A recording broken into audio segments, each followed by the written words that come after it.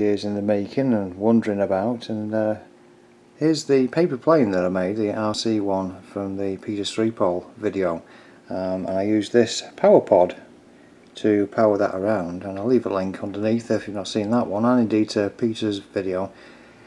But the other thing we used to play with as kids in the 70s were these flying gliders, and I've got no idea now. They always look bigger to me, I suppose, than they would do nowadays. I've not opened this one up, and you could get various models, of course, and they're the ones with the plastic piece on the front and the sort of fake propeller thing that used to spin, and used to have great fun building flaps into them and ailerons and all sorts of stuff, rudder and whatever, but just free flight, just throw them. And it just sort of appeals. Can one of these trundle around the sky with that thing underneath? I really don't know. That's what I'm hoping to find out. Well, I'll just open the packet, and for a start, something immediate was that, well, it's slightly damaged on the side there, but should be able to be straightened out. It's not quite straight at the moment. Everything used to be foam, and it used to be, the printing used to be on top, straight on top of the bare foam. This is different. So this is actually a different thing than I remember in the 1970s, and I'm not even sure if they still make the originals. But I'm going to put the thing together, have a look at it. It also looks smaller, but of course it will do because I'm now 40 years older. And anyway, so I'll build it up and have a look. Well, this is hilarious. Oh man.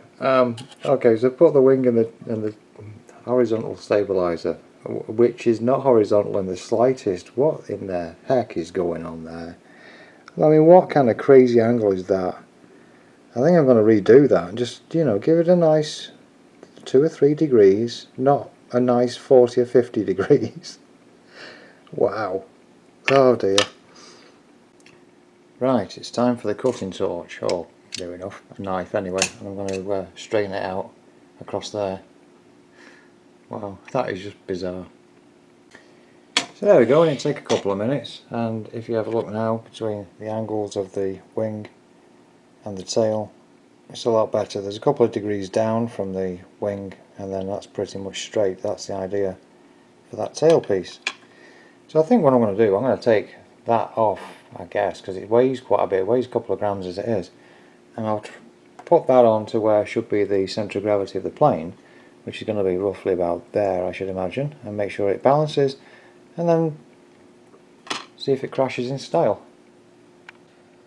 There we go, we've got the pod on there, and you can see by the corner of my fingernail perhaps, that's where the centre of gravity is now. So that should be about right, about 30%, something like that.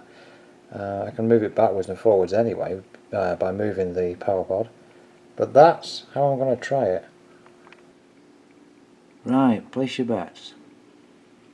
I'll take it down the field and I'll record the crashes if it does. It's worth a laugh, isn't it?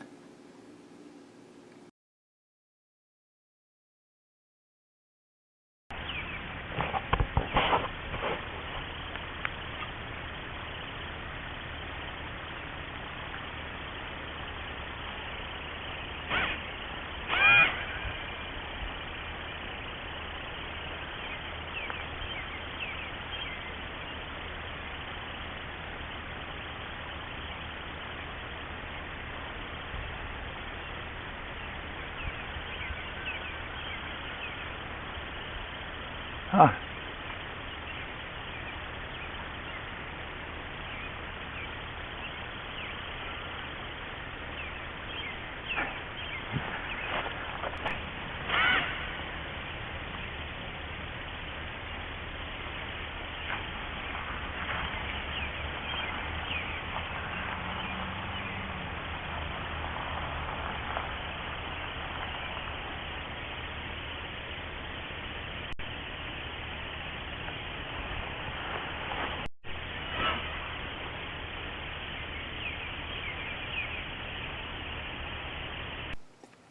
So, who got that right? I know I didn't. That thing has got no right flying like that, has it? You might have noticed on the first bit of the footage there was some wing rock at the end of it, and it had a fair bit of that when I first did some test glides. So I put a little bit of dihedral in on the wings, and that seemed to sort it out. And then I went to fly it and the thing was just ridiculously good. So yeah, it's just 7.5 inches wingspan, about 7.5 again on the front to back. I'm just in shock really. That was a great experience, a lot of fun. Okay.